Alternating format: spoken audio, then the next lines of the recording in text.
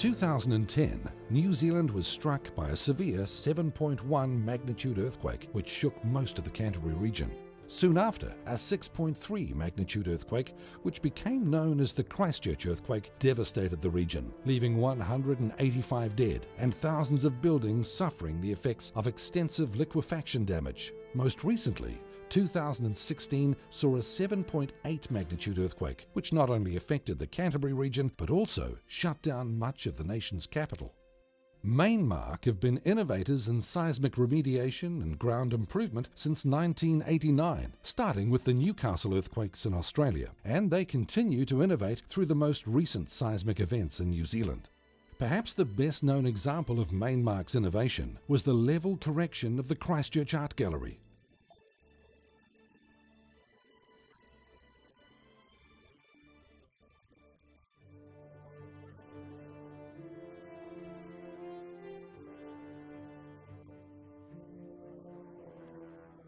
This project involved the development and application of bespoke technologies, which included JOG computer-controlled injection and automated robotic monitoring. Mainmark have achieved a lot of innovation through collaboration, so when it came to levelling the Christchurch Art Gallery, Mainmark approached Trimble in search of technology which didn't yet exist in the form that was required for the job.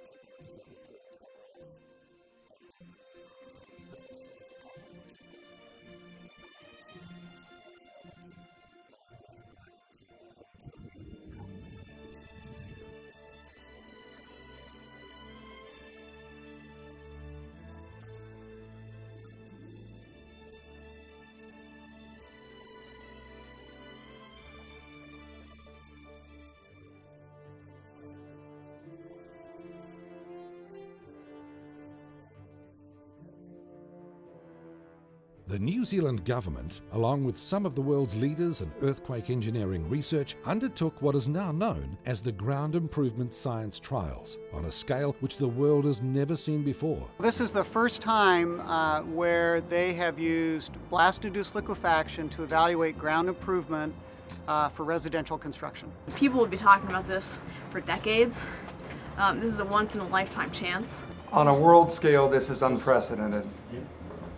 This has not been done anywhere else in the world to this level. It may not be done again, I would suspect.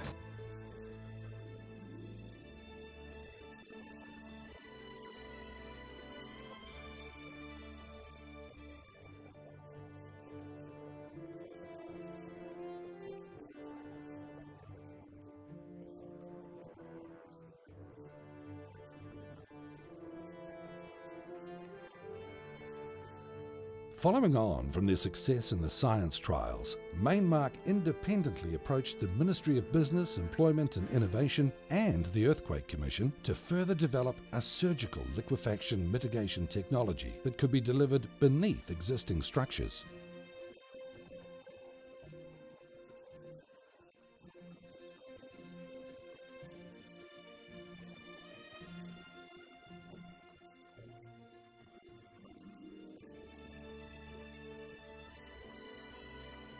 We're here in the Christchurch residential red zone, where over 15,000 houses have been demolished due to the widespread damaging effects of liquefaction. The Christchurch residential red zone spans 630 hectares of land. Once home to thousands, the land has now been deemed unlikely to be rebuilt on due to the extremely high risk of liquefaction in future events.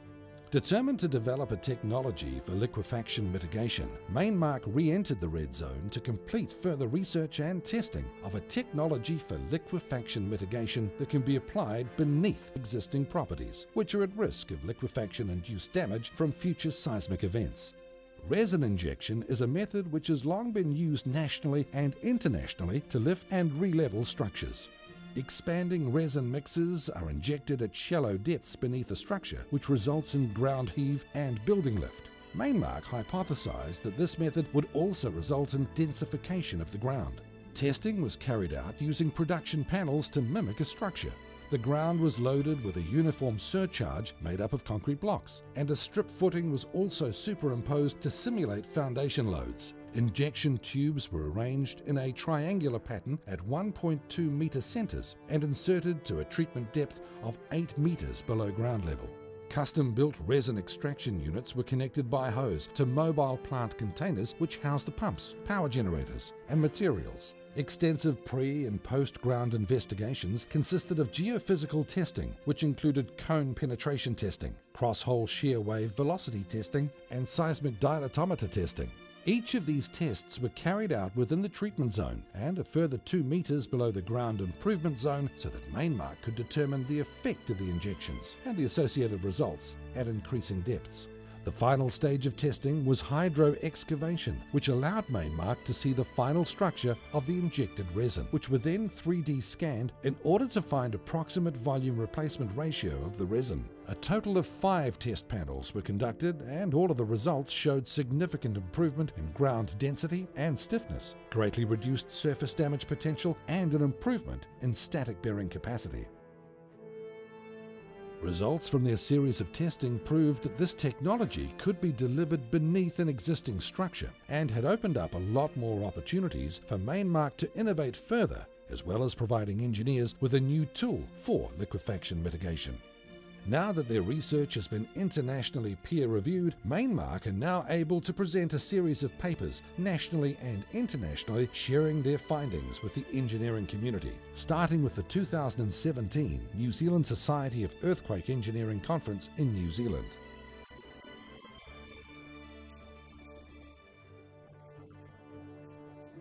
Mainmark's success in this area has already seen international interest from Japan and the United States for potential applications in these liquefaction-susceptible zones. Mainmark are also continuing to explore delivery innovations, including bespoke equipment and their own software design package, which aims to predict the increase in ground strength which can be achieved in various soil types.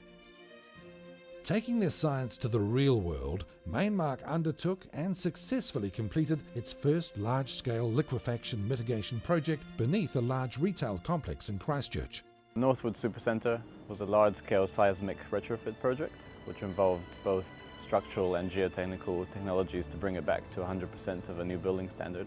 So my role was to, one, get capital approved and have a repair methodology approved by the fund, which is managed by AMP Capital but owned by Canadian Life Pension Funds, and then to take that and progress it through to completion. The first scheme that was proposed was demolition and rebuild. There were talk of repair methodologies, and the first one that was actually discussed was piling, and the issue with piling was that we had to vacate the tenancies, but it would have still been enormously invasive. We have 3 operating, fully established tenants in that space, one of them being a supermarket, which is an anchor tenancy to that site, and being able to take that out of play for a considerable period was not really seen as being advantageous. Trying to repair like a building and keep the tenants operational, we would have seen that to being almost impossible.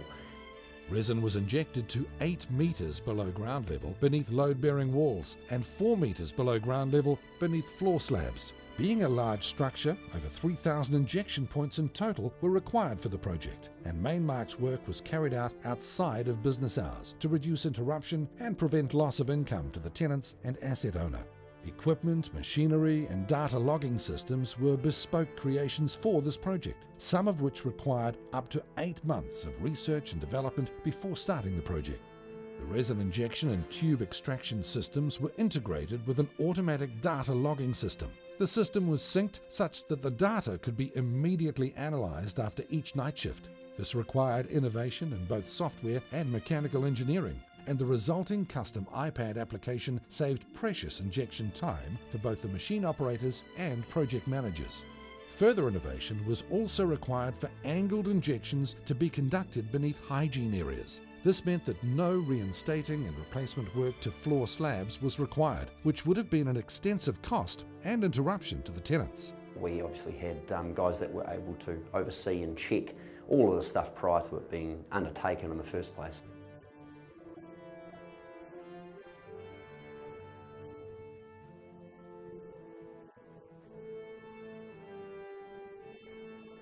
And their technology was able to monitor that to pinpoint accuracy.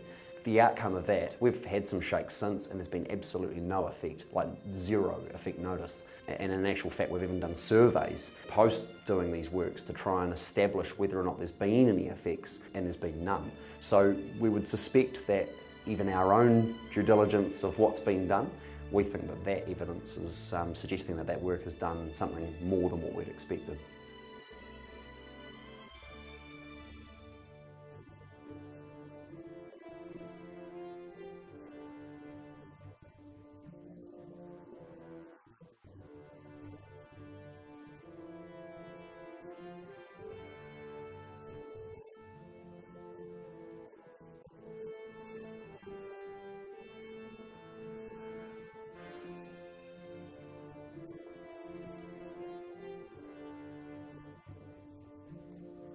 I'll tell you what was probably the biggest wow moment for our business was me taking through the head of asset management, the head of development management, fund analyst team there as well, so we had some pretty key players there, and we walked through, and the thing that they noticed was the lack of impact to the way that the supermarket was operating. These tubes are running around all over the place, but they're all collated into one area and they bridge over, and there was no effect. That required a fair bit of planning, and Mainmark were a key component of that.